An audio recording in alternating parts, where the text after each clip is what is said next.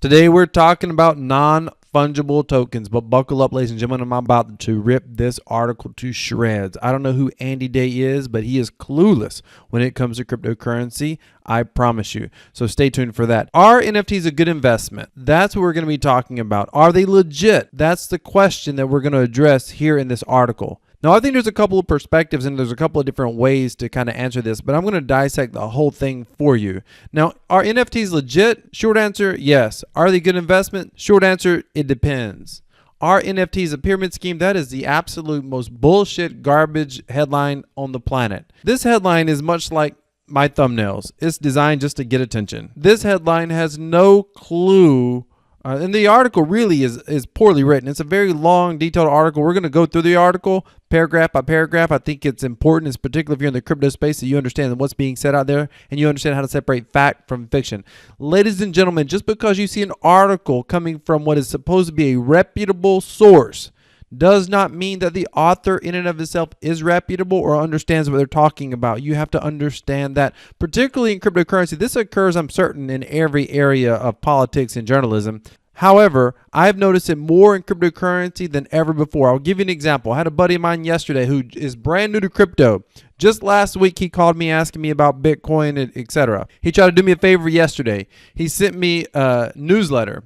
The newsletter said it was actually a sales letter for a newsletter. The sales letter said top 3 altcoins you need to be paying attention to. Let me tell you what the answer was to this article. I read this entire sales letter because I respected the guy that sent it to me. The answer was Ethereum, Binance, and USDT. Now, most of us know that USDT's However, Ethereum and Binance coin, duh. USDT, we can understand why they would say that, but would you actually call that an altcoin or a stable coin? That's a fundamental difference. If I said the name and where they got the newsletter from, most of you would know it's a household name. It's a mainstream publication. You got to understand, in crypto, a lot of these people don't know what they're talking about. They're paid to write pieces. So therefore, they start looking for information. They might not even know about cryptocurrency literally when they start doing their little bit of research to put together an article. In a day or two, they got an article put together, submitted, they make a paycheck, they're gone and move off to the next topic. That is how a sizable segment of journalism actually works, particularly when it comes to writing headlines and news stories for publications in niches like cryptocurrency. All right, enough about that. That's my rant for the moment, but you need to be aware, just because you see it on the internet doesn't make it true. But if you see it on my channel, it's definitely my opinion, but not financial advice. And if you can agree with that, smash that like button. All right, let's get into this. Photographers, filmmakers, and digital artists are falling over themselves. By the way, for just so you know, once we finish going through the article, I put together a short slide presentation. It's about 5 or 6 slides, and we're going to actually cover like what gives NFTs value, and we're going to kind of wrap it up in a nice bow for you. What gives them value, and how to determine for yourself if you think something has value, should be purchased, etc. Should it be a good investment? You'll be able to be a little bit prepared to ask yourself certain questions to make that determination for yourself. My channel is not about giving you financial advice. It's about educating you to be able to ask objective questions for yourself. Cryptocurrency is not about being spoon-fed by central authority. Cryptocurrency is about being able to make decentralized decisions, stand by those decisions, and reap the consequence and or the rewards for such decisions. Did you know the first dollar amount cryptocurrency was ever sold for? 1,000 Bitcoin sold for $1. Did you know that? That's food for thought. If you've not minted your first NFT and you're wondering how it works, here's a quick summary of the process. You create a wallet, buy some Ethereum, choose a platform. You then pick one of your digital creations and pay around $70 to $100 to mint this artwork into a non-fungible token. You choose a starting price and you wait for the bids to come rolling in. You may even like to build up to a drop to create some hype. One of the easiest places to get started is Rarible, which is bewildering thanks to the crypto aesthetic made up of nightmarish visions of randomness and memes. Certain tropes emerge. Pepe the Frog, rhinos, and rainbows proliferate, creating a nonsensical soup of chaos and confusion that feels like a terrifying mashup of kids' cartoons and 4chan. Whatever the hell he's talking about, who knows? But if you go to Rarible right now, this is what you're going to see. It's not exactly what he said, but nonetheless, you can just kind of scroll through and take a look at it. These are all collectible, art-focused NFTs. If you're one of the early adopters or have some friends who were ahead of the curve, you might have landed yourself to an invitation to a platform such as Foundation.app. these sites create a degree of exclusivity as there's a level of filtering to ensure that only a small number get to mint their work. If you don't know anyone with an invite, you can head to a specific channel on Foundation's Discord server and ask politely. Those such as the FOMO, meaning requests have been piling in at more than one every 30 seconds. Whichever platform you choose, you won't be able to ignore the fact that a lot of people seem to be selling a lot of questionable digital art for ludicrous amounts of money. That's a very strong nudge for you to get involved. Okay. I'm still waiting for this guy to get to the point, right? Clearly, he thinks it's bad art. Okay, get it. What's the point? Here's my fundamental question. Where is your case the NFTs are a pyramid scheme? Where is the case? By the way, this headline got away with me. Ponzi scheme, pyramid scheme, Ponzi scam, pyramid scam. Those are phrases that get thrown around far too often. And in almost every case, the person using the phrase misuses it and doesn't even understand what they're saying. Those Ponzi scheme, Ponzi scam, pyramid scam, they have legal definitions. And in most cases, when they get used, they're just inaccurate. And I'm trying to figure out what's the case that this Andy Day is trying to make on pyramid schemes on NFTs being a pyramid scheme. All right, let's keep going. Incentivization is such a feature of these platforms that many of the artwork being minted and traded reflect it in the aesthetics. Pieces involving the letters FOMO proliferate in a self-referential sea of urgency to buy, sell, and be sold. This sense that you're not on board with the beginnings of something big underpins the entire NFT experience. And it's a marketing masterstroke. Almost every tweet telling you about an auction that you should get involved in will remind you that the artwork will only be available for a brief window. The FOMO is so powerful that you probably feel that you're already losing money by having not signed up yet. Okay, now here's where I get to tear some shit apart. So incentivization is such a feature of these platforms that many of these artworks being minted and traded on reflect in the aesthetics. Okay, so then he goes on to basically pick on the word FOMO. Clearly, Andy doesn't understand cryptocurrency and where FOMO comes from. I told you at the beginning, the first Bitcoin transaction ever on the planet was 1,000 Bitcoin for $1. FOMO is realizing that the people who got in early, many of them within a few short years, became mega wealthy. FOMO is recognizing that you wish you would have bought in on Amazon early on, or when Google was selling at $100 a share before the stock splits, and everybody thought that when Google went for sale and ended up, within a few days going $100 a share, all the pundits were saying it was overpriced, and then it went up, up, up, up. That's FOMO. FOMO is part of the mainstream culture. He says that the word FOMO is almost being used, and he talks about that it's designed to create a sense of urgency. No, that's literally a part of culture in cryptocurrency. I don't know that FOMO was created prior to cryptocurrency as an acronym. It's a part of the culture, as is the Bitcoin symbol, the B with the two lines through it, similar to a dollar sign. That's a part of the culture. This sense that you're not on board with the beginning of something big underpins the entire NFT experience and its marketing masterstroke. Almost every tweet telling you about an auction that you should get involved in will remind you that the work will only be available for a brief window. The FOMO is so powerful that you probably feel like you're already losing money by not having signed up yet. Can I just mention one word in here? Hey, Andy, auction. Every auction on eBay also creates FOMO. Every auction on eBay inherently. Now you're talking to someone who's never bought a piece of NFT art per se. And I don't particularly like the art side of NFTs. But what I hate more than anything is misrepresentation. That annoys me to no end. Of course there's FOMO. And of course they're going to attempt to market it. Of course. What is your point? Where's the pyramid scheme? And what is the problem with these guys marketing their art? Hey, buy it. It's the last one. No one else is going to get it. Have you ever been to a pawn shop, swap shop? Have you ever went to, an outdoor market anywhere? Have you ever been to other countries outside of America or Canada and been to an outdoor market? I mean, you can't walk 10 feet and people trying to sell you something or insult you. It's just how it works. Where is the point? I know, he's going to make the point a little bit later. Let's keep going. NFTs offer a new type of ownership and an exciting way of digital creators of all sorts to sell their work. Yes, you're exactly right. Where's the problem? As a concept, it has some appealing aspects, such as the fact that whenever you mint a token, you can determine the royalty you will receive each time that it's sold on in the future, typically around 10%. I actually wasn't familiar with this aspect. I would like for someone to point this out to me where I can see this at, because this is very interesting. Maybe it's on Rhetoric if you set it up. I'm not sure. Cryptocurrencies offer an alternative to economic system that is dominated by Wall Street bankers, politicians, and insiders dealing with the promising degree of democratization of economic structures that offer freedom and flexibility. Correct? This upstart, new contender, FU mentality also infused the artwork being created in seemingly endless celebrations of how this new system will redistribute power. Yeah, exactly. You want proof of it? This feature right here that he pointed out above. First of all, most artists are dead before their work ever becomes truly valuable.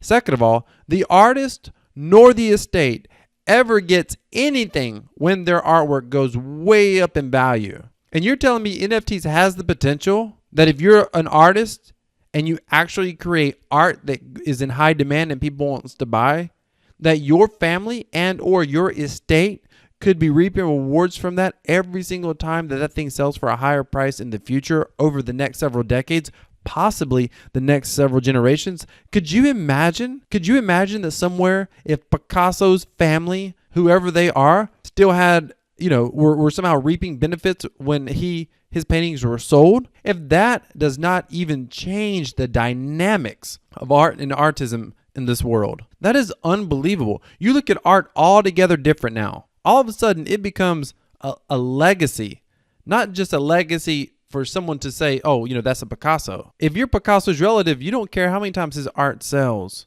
That's different. There's a certain level of fundamental respect when someone has a talent, not only to create a masterful piece that someone wants to spend a lot of money and buy, but you create a masterful piece that creates a financial legacy and security for your family for multiple generations. Come on now. If that doesn't upset the power-strapped society that we're in right now, where the wealthiest only get wealthy, and mind you, I don't have a problem with people getting wealthy. I want to live in a world where every average man and woman, through dedication, hard work, focus, and purpose, become wealthy. I have a problem with the society that keeps young people, young entrepreneurs, young creatives down. And now you're saying basically this mentality infuses the artwork. Of course it does. That's exactly what this particular feature here, that's why when I saw it, I instantly thought, oh, that could be a game changer. I did not realize that about NFTs. And honestly, I didn't realize it because I personally don't like the art collectible side. I am not an art guy. I don't collect a lot of art. It's not my thing. So I don't personally necessarily care for that side of NFTs, which is the side that he's talking about. But could you imagine? I don't even want to go there. I don't even want to go there. If I get off topic. So I'm going to go there. The part that I find interesting in NFTs, and we'll go into this in more details, are actual NFT possessions. I own NFTs and didn't know I even owned them because I was playing a game early on when it came out. And part of that game was NFTs, similar to CryptoKitties. If you remember CryptoKitties, they were essentially NFTs before NFTs were all the rage. They were some of the first. I didn't mess with CryptoKitties. It was a different game. I want you to think about all the video gamers that exist in the world that have spent hours upon hours upon hours playing something like World of Warcraft, for example. Hours. Decades of their life in some cases playing this game with very little to actually show for it. What an interesting game changer if some of those assets, in-game items, they work so hard to get, actually carried and maintained, and in some cases even increased in value over time. Think about that, where a game could potentially reward a game player an item that has real-world value that someone can keep and earn assets that they maintain their value they can sell in the future. That's possible with NFTs. That is a game changer if there ever was one. Now, if you can somehow combine this 10% royalty or 5% royalty fee up in there, that's even extraordinary. I know one of the top World of Warcraft players in the world, at least he was about 3 or 4 years ago. I don't know if he is now, but he was one of the top World of Warcraft players in the world and had been for many, many years. Game developers reached out to him because they wanted him to, basically pre-play levels and place test them. I've many times thought to myself, it's amazing at what you could choose to be good at. He chose to be good at World of Warcraft. What can he do with that? Not a lot. That's why he's in his 30s living at home in his parents' house. True story, by the way. And I thought, wow, how the NFT market could totally potentially change something like that and create a whole nother level of economic in a decentralized world. Oh, that's interesting to me. Let's keep going because we got to figure out why Andy thinks it's a pyramid scheme because he's making a bad case for it so far. Don't you agree? If you agree with me, smash that like button because I want to get the proper message out there. And I know this is a longer format video, but stick with me. We're going to have a lot of fun. Let's keep going. And I'm going to talk to you about what I think creates values in NFTs. I've already touched on it a little bit. We're going to go to it in more detail. Mass enchantment. To many, it's a means of overflowing the existing regime. Where you look a little closer, you realize that it's just an extreme manifestation of neoliberalism. Instead of convincing you to buy stuff that you don't need, they've convinced you to buy imaginary optimism based on a mass enchantment. In addition, as a generation, we have the fervent belief that every single one of us is special and that therefore our creativity must have innate value. NFTs are our chance to sell it. Okay, I'm having a hard time figuring out the problem with this. To many, it means overthrowing the existing regime. When you look a little closer, you realize that it's just an extreme manifestation of neoliberalism. These are a bunch of long words that don't matter. Instead of convincing you to buy stuff that you don't need, they've convinced you to buy imaginary optimism based on a mass enchantment. How is buying stuff you don't need and buying imaginary optimism based on mass enchantment, how is either one of those better or worse than the other one? I mean, the analogy is inadequate, to say the least. In addition, we have the fervent belief that every single one of us is special, and therefore our creativity must have innate value. NFTs are a chance to sell it. No. By this logic, NFTs are a chance to see if your innate creativity does in fact have value. If you believe that every single person's innate creativity has tangible value that someone else would want to purchase, then you are simply delusioned, and that is the enchantment in and of itself. It sounds like NFTs are the savior of your own mass enchantment. Because, Buttercup, if you think you are naturally valuable, so much so that everyone around you thinks so, and they want to buy your art, and you have no talented gift in the world of art, not enough to sustain yourself, not enough to make any real value, then you need to create an NFT with your art. You must. The sooner you do it and realize that the world doesn't want to buy it, the better we can get to reality and you can start moving forward. The fact that there may be such mass enchantment created by whether it's neoliberalism, whether it's the generation or whatever, it sounds like NFTs are the chance to break that mass enchantment. All right, Andy, this is too fun. I wish I could bring people, like, I don't know if this guy actually believes this or he's just, see, that's the problem. Sometimes when people write pieces like this, they get really, as you can tell, he's writing a very complex article with lots of long words that, are well above, honestly, the average person's enjoyable reading comprehension level. So you almost wonder, like, is this a article written for self-importance? Is it, written to somehow show off his skill, or does he actually believe what he's saying? Because if this gentleman believes what he's saying, I want to bring him on the channel. I don't want to have a debate. Let's talk about this because this is going to be some fun content. The rhetoric is compelling, if a little naive at times. I stumbled upon a statement accompanying the forthcoming drop, the beginning of an auction, of one reasonably well-established digital artist, which, like many NFT artwork, ties the concept of the NFT into the artwork itself. This is how he described his animation of a futuristic character and his flying car. NFTs are a rallying call for creatives, it read. A call to explore, to dream, and to leap into a world where our solitary dreams become a collective reality, he added. Collecting and creating NFTs is not an act of defiance, but a tribute to a historical moment of a movement that is changing our lives. Now, let me tell you something. I don't know if NFTs are all that, but that one sentence alone is probably better well written and more powerful than the entire article. Now, I'm not sure anything can be more meta than the simulated ownership of a digital copy of an artwork. Oh, here we go. Oh, here we go. This is going to get good. I can already tell it. I'm not sure that anything can be more meta than a simulated ownership of a digital copy of an artwork that describes itself as a tribute to a historical moment of a movement. It also conveniently ignores that these platforms are owned by millionaires such as Winklevoss twins, who famously sued Mark Zuckerberg for stealing their idea for Facebook. Okay. So he just took an enormous leap that was totally unfreaking related. So if you don't know this, it conveniently ignores that these platforms are owned by millionaires such as the Winklevoss twins. Now, I don't know if the Winklevoss twins owns one of the actual NFT platforms or not. You can let me know down in the comments. However, the Winklevoss twins do own Gemini, which is a large cryptocurrency exchange. And the fact that has absolutely nothing to do with Mark Zuckerberg. Maybe it's the fact that they're millionaires, and that's okay. But that has nothing to do with the fundamentals that make an NFT an NFT. The fact that they're decentralized in nature. I mean, it's interesting here. He says, I'm not sure if anything can be more meta than the simulated ownership of a digital copy of artwork. See, the problem with this is Andy doesn't, see, this is where I think we're getting to the crux of the issue. He actually doesn't know what an NFT is. This is like the people who don't think Bitcoin has value, or they tell you that, well, they can just make as many Bitcoin as they want because they literally think Bitcoin is just digital. Like it's just digital, like your video game points are just digital numbers created on a computer screen. No, that's not how it works. That's not how NFTs work. NFTs aren't simulated ownership. In fact, they're probably the most restrictive, controllable ownership possible. Meaning outside of it being attached to your physical body, Having an item that you own on a blockchain or in a blockchain wallet, which you're the sole owner of those keys, you could not own that digital asset in any stronger method possible. I mean, I can make an argument that the pen I hold in my hand right now, I have greater ownership of that product that's in my wallet, that digital product that has a real world value that somebody's willing to pay for.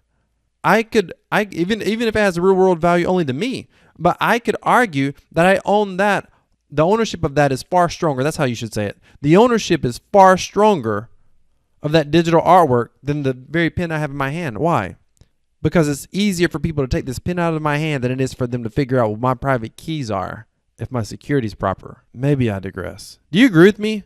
Is this article, does Andy know what he's talking about? Let me know down in the comments.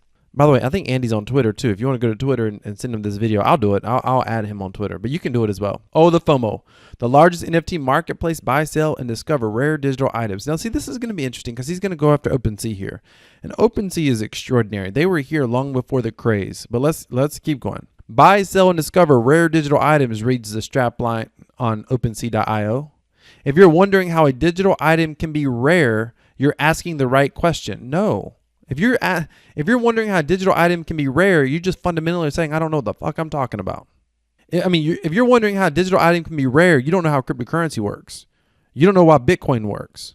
You don't understand what non-fungible means, by the way. That's hilarious. Last century philosopher Walter Benjamin explored how the authenticity of art was tied to its uniqueness and that photography, along with mechanical productions, brought instability. I'm not sure what Benjamin would have made of NFTs, but this disconnect between our love of authenticity and the virtual world's inability to provide an alternative isn't resolved by owning tokens that barely even exist.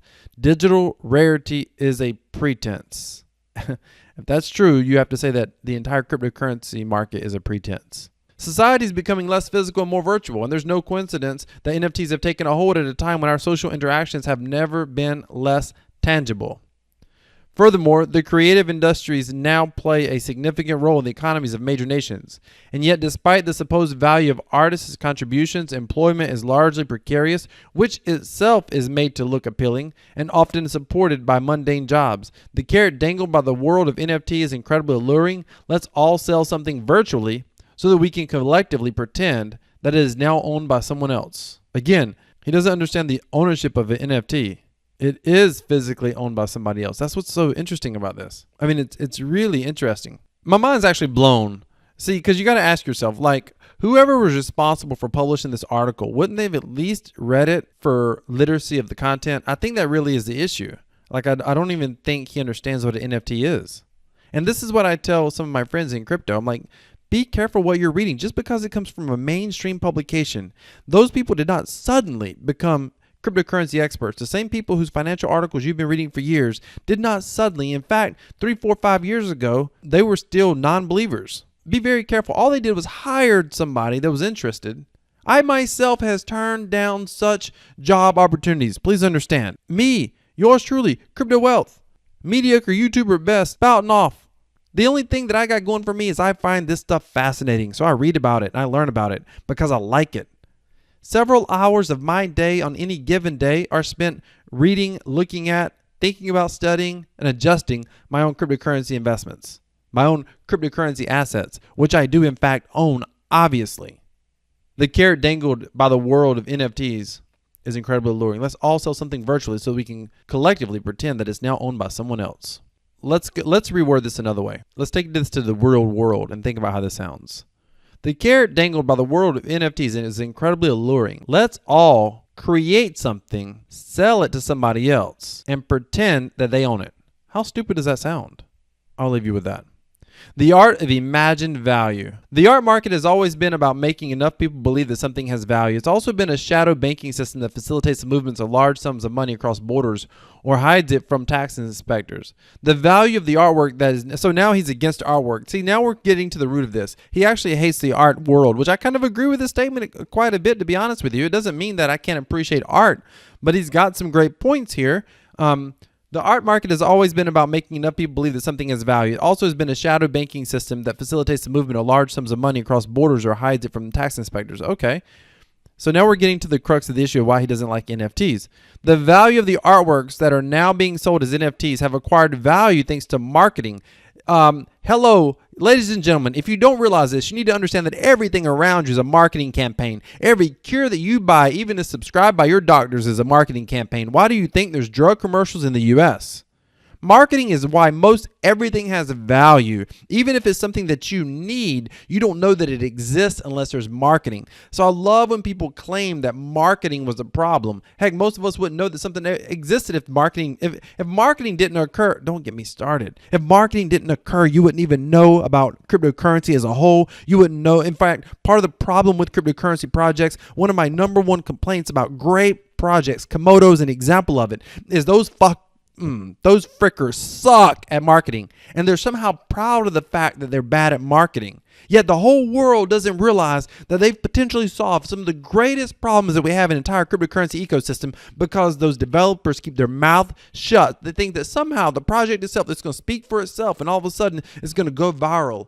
Do you know why Reef has gotten so much attention? Do you know why Polkadot has gotten so much attention?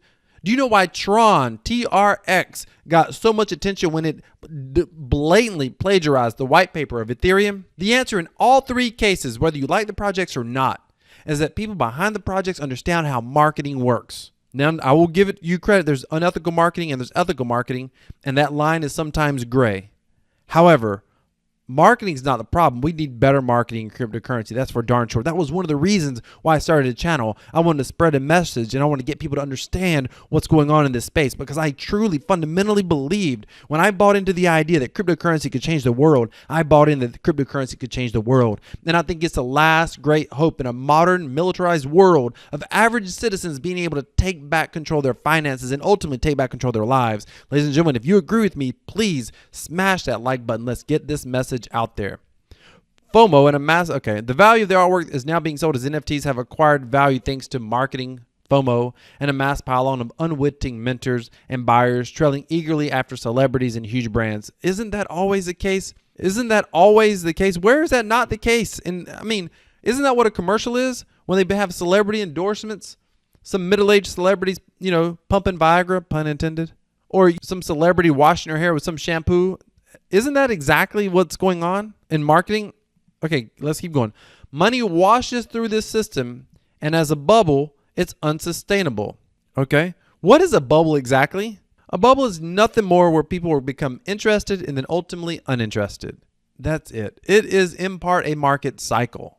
What makes a bubble so painful is that people are not aware that it's not a normal market move or it's an erratic market move, but they occur in every market cycle. What doesn't get seen among the flashy websites and occasional beautiful artworks is a huge volume of minted pieces that do not sell. Selling an NFT... Wait a minute. By show of hands, did you not think that the majority of NFTs that someone can create for $10, $15, $20, $50 probably never sold again? I mean, let me just ask you, did you not think that everybody who colors their pictures with crayons is not art that someone's going to buy? Like, doesn't that go without saying? Selling an NFT is not that different from selling a print. It's far easier if you have an excitable band of fans keen to part with their cash. And with NFTs, it's even similar if those fans are already tech geeks. If you're a digital artist with a large following, you might do well, and it works in your favor. If you indulge heavily into the crypto aesthetic, that's a tiny minority of sellers. The vast majority will only lose money, as minting isn't free. And you can be sure that someone somewhere is making a tidy profit as well. What is the point of this? That's no different than selling t-shirts on Teespring as a YouTuber. I mean, you got 1 million followers. You put your logo on there, and it might not sell on Walmart, but everybody on your channel, or at least a lot of people on your channel, will buy it. You can make a small fortune. And by the way, if you decide to sell merch, speaking of which, I'll be bringing merch to the channel soon. Stay tuned for that. But if you're trying to sell merch and nobody wants it, then you're not making money. But you know who makes money through the entire process? The people who provide t-shirts to Teespring, and in many cases Teespring, or whatever platform you're using. Where is that different in any other area? By the way, keep in mind, we're trying to figure out where this is a pyramid scheme. So let's just keep going. Not quite a swap shop. Being friendly, supportive people, artists are encouraging the fellow artists to buy each other's art, salvaging egos, and bringing you a sense that the money you spend on gas hasn't been a complete waste. Now he's interjecting the gas fee saga, and that has nothing to do with the entire thing, but let's keep going. However, gas fee aside, most platforms add a 3% fee to the sum paid by the buyer and then take a 15% cut of that received by the seller. This is generously, mutually supportive act of buying selling each other's art is doing little more than line the pockets of the millionaires that set up these platforms in the first place. Artists should be far better off simply sending each other checks, posting a photo of the checks on social media, and then just keeping those checks in a drawer. Okay, this is a leap. Artists should be that's a leap. That's ridiculous. Show me what community of people are simply choosing to agree to buy and sell NFTs. I've not seen that anywhere. And if it exists, then I'll publicly apologize. I've not seen that happening in any large degree. I'm not saying you can't find a Discord group where there's 2 or 3 people doing it. Where is this coming from? It doesn't even make sense. That's not even occurring in a large part. I mean, he said himself, the vast majority of NFTs basically went unsold. And then he's arguing that the millionaires who own the platform are getting a cut. Okay, no, Sotheby's gets a cut of every auction too. Where's the point? The environmental impact is immense. So now here we go. Where is this going? What many artists are conveniently ignoring is that NFTs have a vast carbon footprint. Did I just read that right? Your NFT you create has a vast, okay. To her horror, one environmentally conscious artist calculated that minting her 6 tokens was the equivalent of running her studio for 2 years. There's plenty of discussion about, okay, that's dumb. Yes, even if that is true, I don't know if it's true. There's so many problems with that statement. How big is her studio? What is her lighting? What does she mean? Is she just talking about electricity to run it? Is she talking about staff to maintain it? Is she talking about upkeep on the studio as well? What all does she mean by that? And even if she means the worst possible case scenario, I have no idea where the heck she's meant in that thing. That makes no sense at all. But even if all of this is true, what she's not saying is, but once you put your NFTs up, you don't have to maintain the art gallery. The cost, you're just talking about 2 years to minting them. If you could possibly put all of your art up as an NFT, you don't have to maintain that art gallery going forward. It's living on a blockchain forever for very little cost, if any cost. But let's keep going because, they're going to only argue. They're talking to an audience here that largely does not understand NFTs or cryptocurrency for that matter, clearly because the author struggles with plenty of the basic concepts. Yet, if you're going to make this point, you need to make the full point. You're picking and choosing your part of the argument, but that's okay. There's plenty of discussion about the precise impact of NFTs though the platform seems predictably reluctant to get involved. But any conversation about this marketplace that doesn't mention its potential environmental impact is massively irresponsible. No, what's irresponsible is writing an article when you're seen to have some sort of respectable knowledge and you're totally clueless on the subject matter that is impactful as cryptocurrency, blockchain, and this entire technology ecosystem. That's what's irresponsible. Winners mean losers. On the surface, the NFT marketplace is made to look like everyone is making money. Where is this happening? I mean, he keeps referring to this. And I still have not seen anything in here that was a strong correlation to anything that could be considered a Ponzi scheme, pyramid scam, something. Show me. Pyramid scheme. And while crypto might be rewriting the rules of economics, there is one dictum, can't even say it. It cannot escape. For someone to make money, another has to lose money. That's not correct. NFTs do not magically generate wealth from nowhere. They're taking it from those people into the idea that everyone who's getting in early is making a killing. As David Gerard, author of Attack of the 50-Foot Blockchain explains, NFTs are entirely for the benefit of the crypto grifters. The only purpose the artists serve is an aspiring sucker to pump the concept of crypto, and of course, to buy cryptocurrency to pay for minting NFTs. This is absolutely false if you understand NFTs in their entirety. NFTs have real value, some of them. I can show you some NFTs here in a moment that have real value, like real world uses. Or I should say real game uses, real digital uses. They have a value. See, this is the problem with this article here. I actually hate this. I hear this a lot. It's a zero-sum game. Every time one person makes money, someone else loses money. That's true in the area of trading most of the time. Not always, but typically in trading, it's true. But it's a mutual decision among 2 adults, so who cares? If I sell you something, I did a video talking about how I lost $16,000. I lost $16,000 because I made adult decisions. They were my decisions. And the problem with the statement that somehow it's a zero-sum game and everybody gets hurt because in order for someone to make money, someone has to lose money. The problem with that statement is it's one-sided. It's not that someone has to make money and someone has to lose money. First of all, here's what's happening. Somebody is paying money for value, particularly in the art market. If you're buying that art, you are consciously aware whether you're paying $10 or $10 million that you're paying for it. So where's the problem? If you're paying for it because you think it's going to be a one day, it's going to be a collectible, then that's called speculation. Are you saying that we should cut out speculation because sometimes you're going to be wrong? I mean, when I hear people say these things, I'm like, do you understand the other side of your argument of what you're saying? It's not a zero-sum game if someone is paying for something they value. If you're putting money out, it's a value.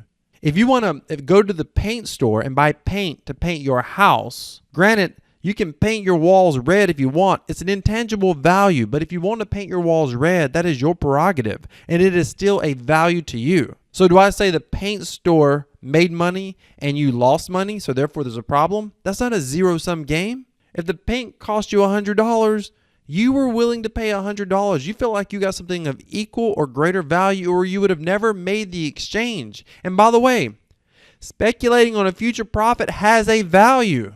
Otherwise, consenting adults of average intelligence wouldn't make the decision to do it.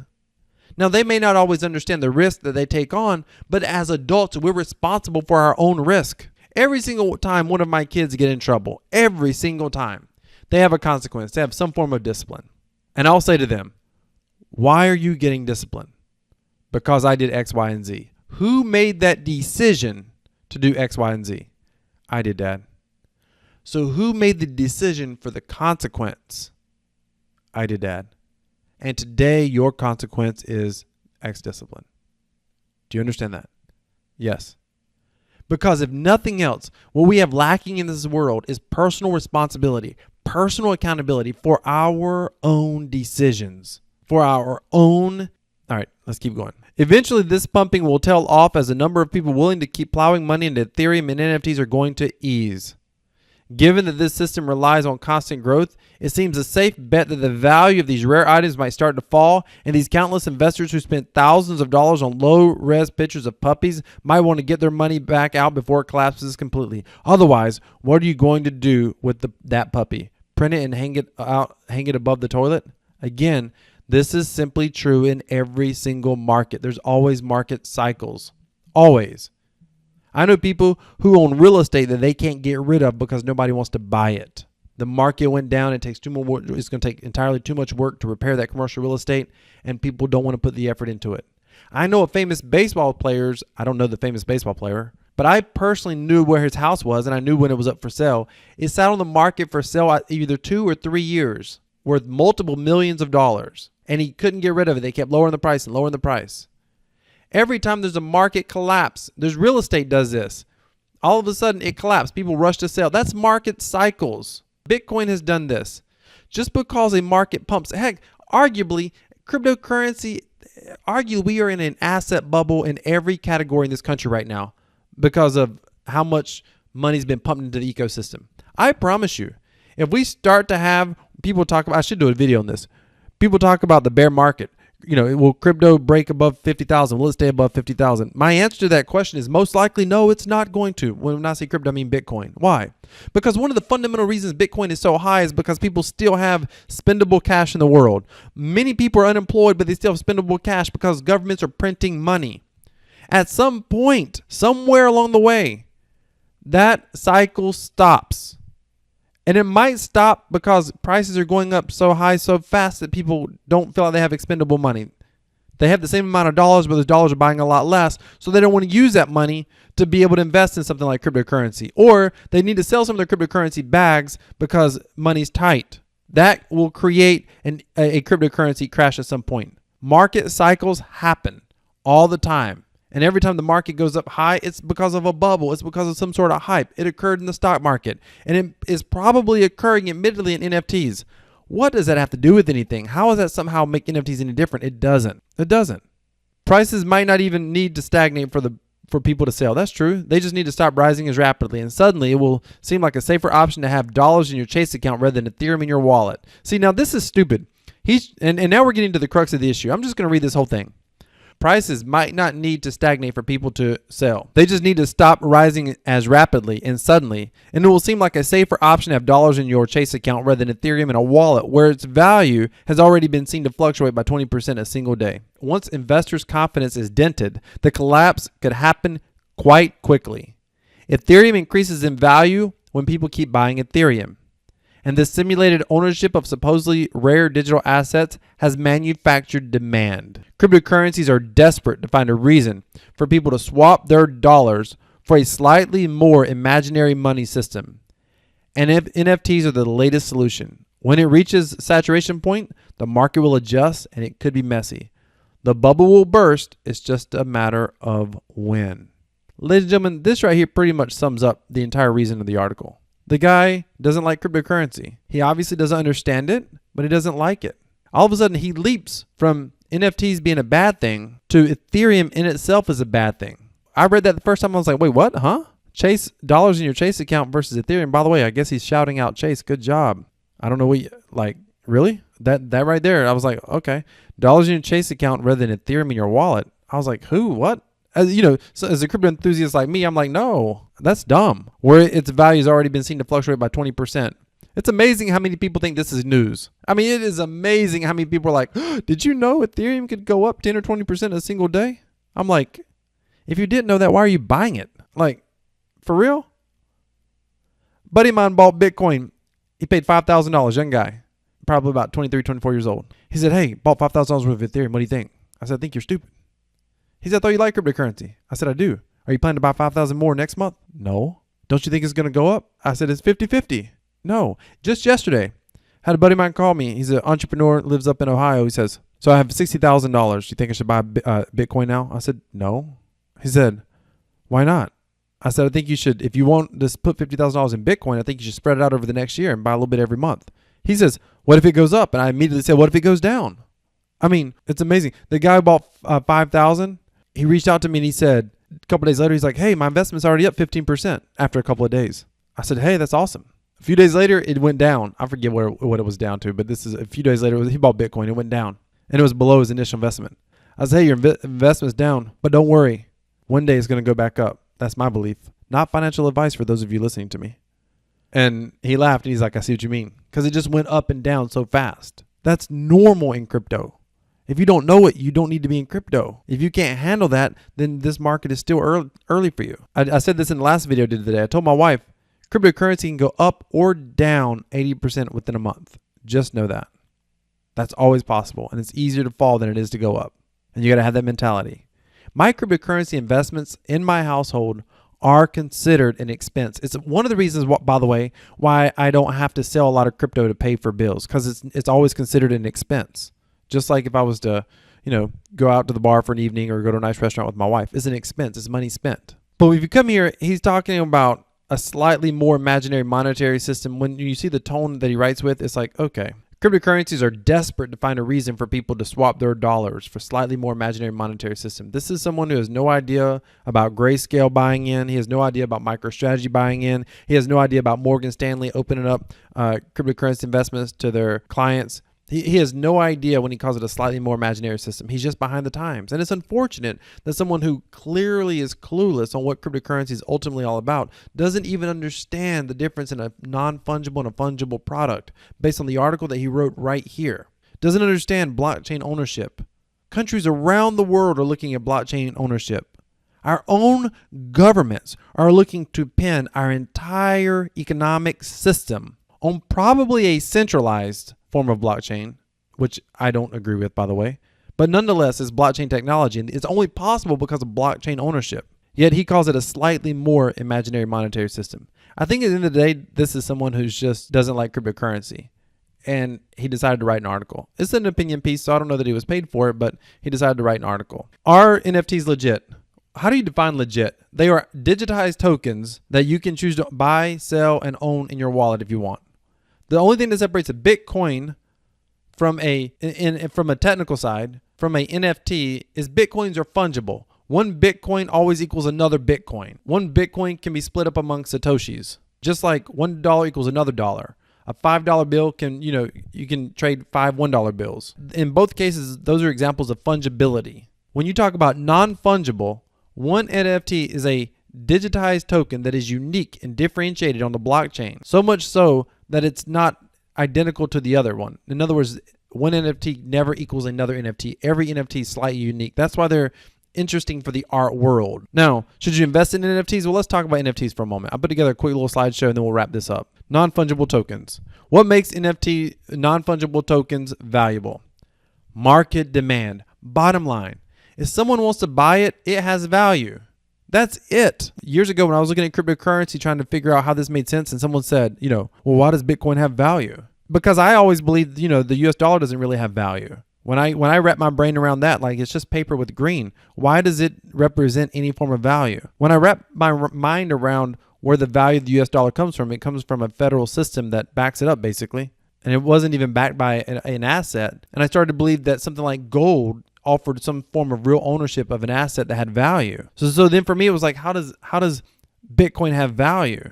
And it ultimately came full circle as I invested in the stock market and real estate. And I started to realize value is only determined by what someone's willing to pay for it.